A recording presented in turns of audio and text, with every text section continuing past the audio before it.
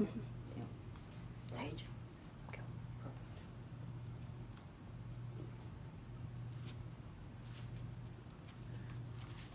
Okay.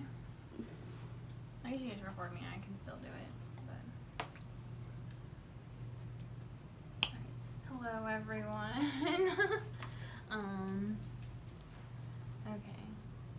If you've ever taken a psychology course, you've probably heard this name before. Sigmund Freud is a very well-known name in psychology. He's known more or better known as the father of psychoanalysis. And since psychology is my major and my passion, I wanted to share facts about a famous psychologist. When I'm finished here today, you will know all there is to know about Sigmund Freud and how he came to be by learning about his early years, his works of writing, and his final years. First, starting with the early years, he was born in 1856 in Moravia, a town called Freud in the Czech Republic. And this comes from a biography written by a guy named Phillips. It's called Becoming Freud, The Making of a Psychoanalysis. He was born the first of 7 children into the second wife of his father, who was 20 years younger than him. His father was a merchant who mostly traded wool, and their background was Jewish, but Freud considered himself an atheist. He originally wanted to do law, which is surprising because he became such a well-known psychologist, but he went into medicine instead of the University of Vienna. This also came from the biography of Becoming Freud by Phillips. He specialized in comparative anatomy.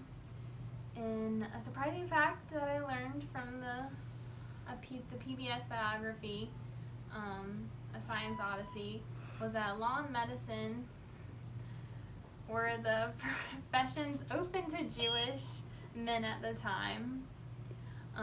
And later he studied neurology and opened private practice that specialized in nervous and brain disorders. And then the same year he did that, he also married his wife, Martha Bernays.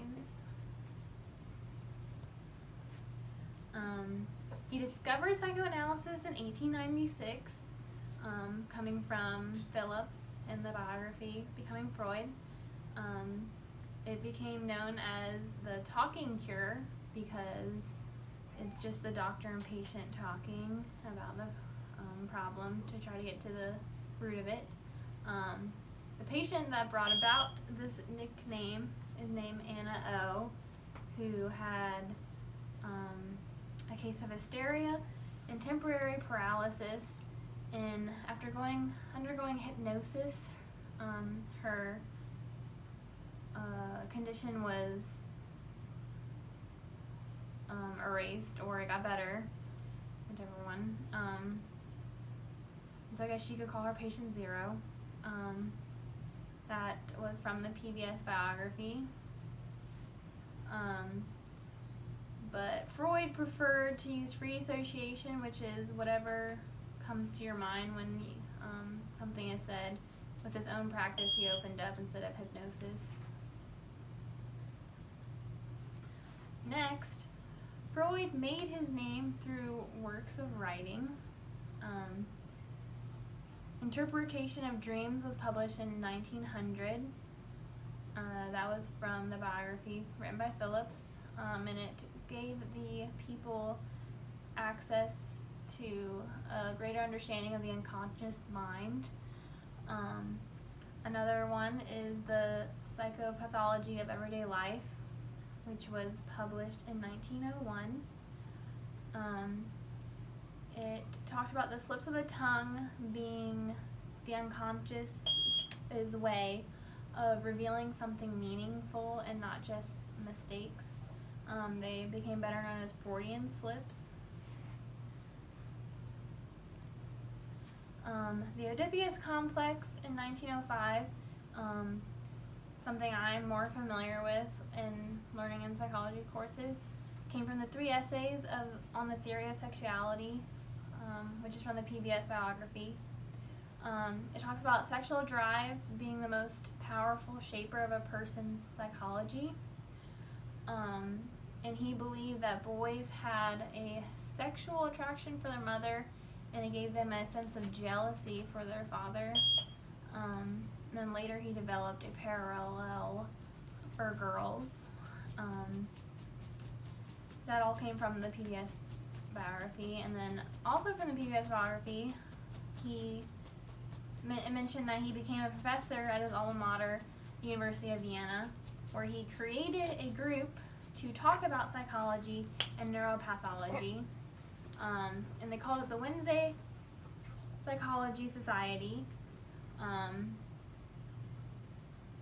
which came from another source by Macari, which is The Creation of Psychoanalysis. And it had in the group there were 2 other famous psychologists named Alfred Adler and Carl Jung, who are also big names in psychology. If you've ever taken a course, you've probably heard their name as well. Finally, in his final years, he was diagnosed with cancer of the jaw, and it is most likely because of his cigar smoking. He did that a lot. He had a total of 30 operations to try to treat the cancer, but had no luck and continued to suffer for his final years, but he worked until the very end. His favorite daughter, Sophie, died at age 26 from the flu, which seems very common, but back then was very hard to treat, I guess. And then he ended up moving to London in 1938, which was a reaction from the Nazis. They were fleeing them with his other daughter, Anna, who was also a psychoanalyst, just like he was. And he ended up dying a year later in London.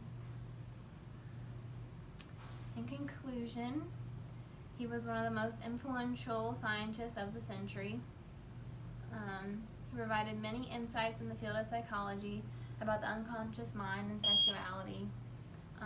He was not liked by everyone because of his unconventional ideas, but he was respected by many. I hope this speech was informational and you learned something new about Sigmund Freud. He's definitely an interesting person. Thank you for listening.